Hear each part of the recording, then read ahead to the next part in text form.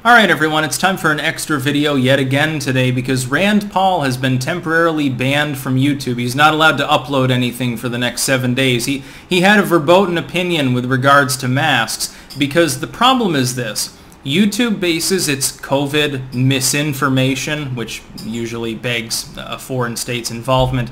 It bases its rules on the World Health Organization. There are several problems with this. The first problem is that the World Health Organization runs up against, even in some cases, groups like the CDC, which I would think would be the gold standard for YouTube more than the WHO, because YouTube is supposedly a US-based website, subjugate to Google, which is, again, Silicon Valley-based. That's not the case, though. They decided to go with the globalists, an organization, the WHO, literally run by a self-professed Marxist, a literal communist, just so that we're aware of where Google has decided to take this. The problem as well is that it's ever changing. That is, the WHO's guidelines on masks, every iteration of the vaccine, because there are about a dozen of them, social distancing, lockdowns, both partial and full, has changed over time. Now, YouTube in yesteryear, years ago, which some of you probably don't remember, would never have imposed such an ever-changing rule system. The idea of malleable rules, of selective enforcement and stuff really is over the last few years for the most part.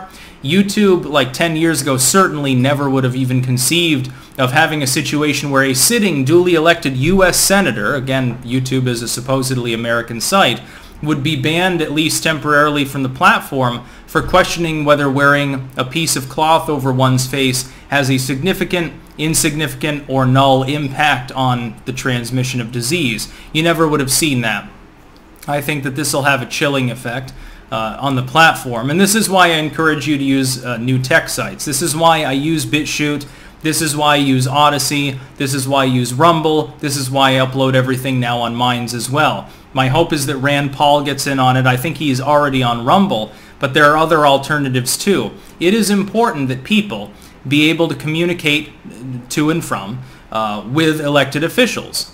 What would you say about the people of Kentucky? Let's imagine this was Twitter instead of YouTube. Rand Paul gets kicked off Twitter or something.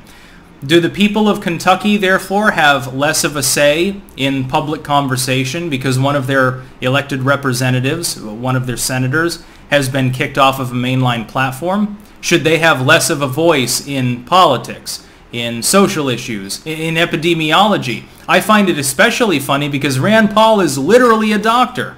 And not a doctor as in, well, I got my honorary degree, I got my doctorate, like Joe Biden's wife. She's got a doctorate in English, so she's supposedly Dr. Jill Biden.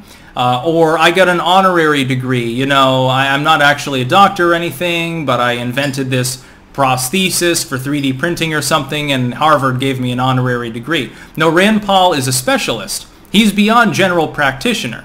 He's not just a doctor in the sense of, hey, Rand Paul is my doctor. Once or twice a year, I go in and he looks at my tonsils. He looks in my ears to make sure they're clear of wax, and he takes my temperature and asks me how I feel and stuff.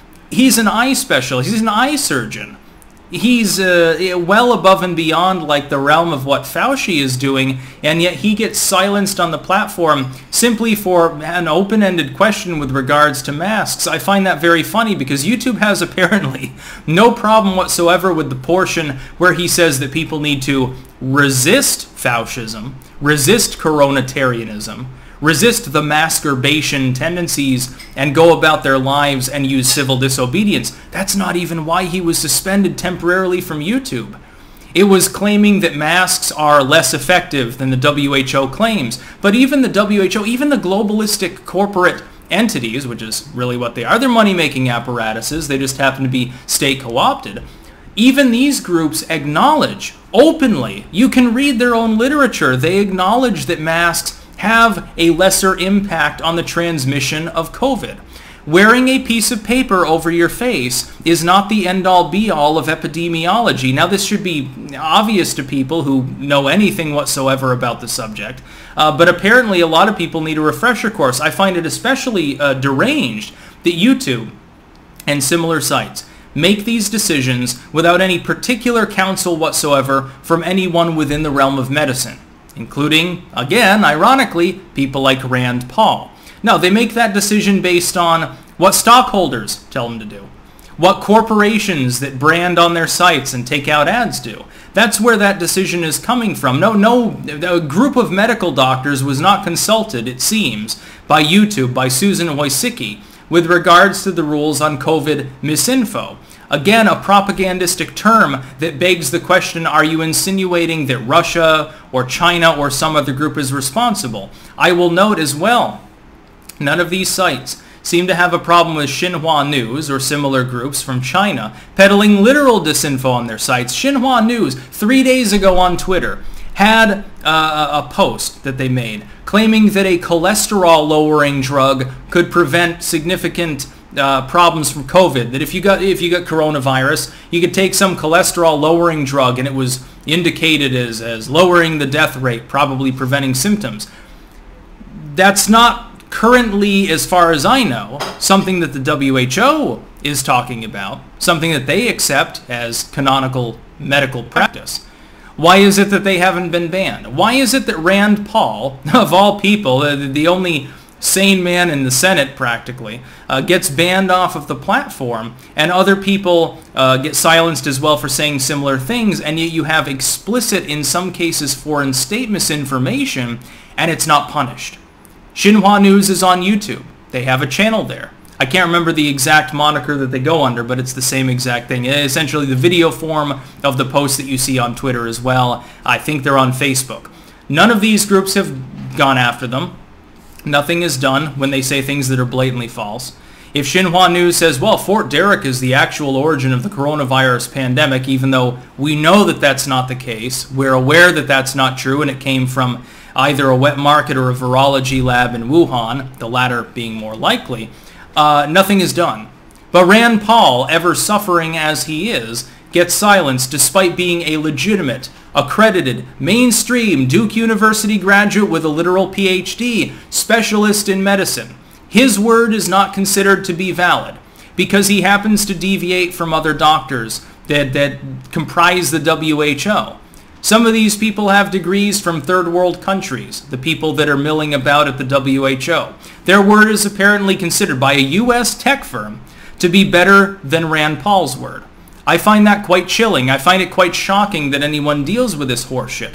And I would say the idea that anyone should be banned from communicating, especially someone who is literally an expert in the subject, as Rand Paul is, having gotten his degree in medicine explicitly, the fact that an individual like that, duly elected by millions of people, a specialist in that exact field, someone who's been on the platform, again, for years and years, as many longer-term U.S. politicians have, would be silenced because some idiot Marxist in Brussels or wherever happens to disagree with their summation of medicine. I find that quite shocking. I find it odd that there aren't more Americans, by the way, that speak out against this. I think part of it is that they're afraid. We've got a burgeoning social credit system. We see it online. Again, reason to use alt tech, new tech rather. At this point, we see a silencing of the conversation in favor of propaganda.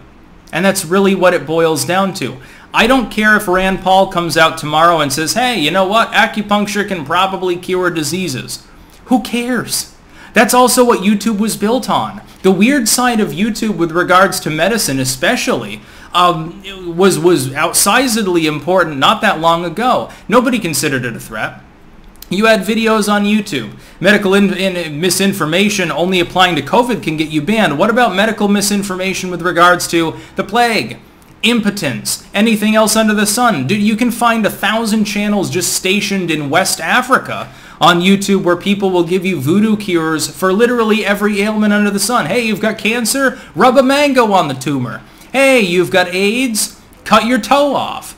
And then invoke this ancient deity or something. This is considered perfectly fine. If this were really about medical misinformation, it wouldn't be fine. It would have been cracked down on long ago. It would be much more broad in scope, and certainly a sitting U.S. Senator with a medical degree would not be silenced by YouTube. At some point, we need to understand the big tech giants are far out of control. They're engaging in literal fascism. The combination of state and corporate power meshed together There's no other way literally to put it, but fascism, or Faucism, they're the same thing. When medicine is used, the latter is the term to use. That's what's happening here. Rand Paul said nothing wrong. He encouraged people to resist the kind of lockdownism that even the WHO in some cases has openly gone against. The WHO no longer recommends, by the way, that countries be totally locked down. Oh, you had a COVID case? Quick, you've got to stop all commerce, stop all industry. Freedom of movement needs to go bye-bye. It needs to go to the way of the dinosaur. They don't even recommend this. YouTube is now judge, jury, and executioner over medical decision-making, despite the fact that the people that run YouTube don't have medical degrees. And they just temporarily ban someone who actually does. That's about all. Peace out.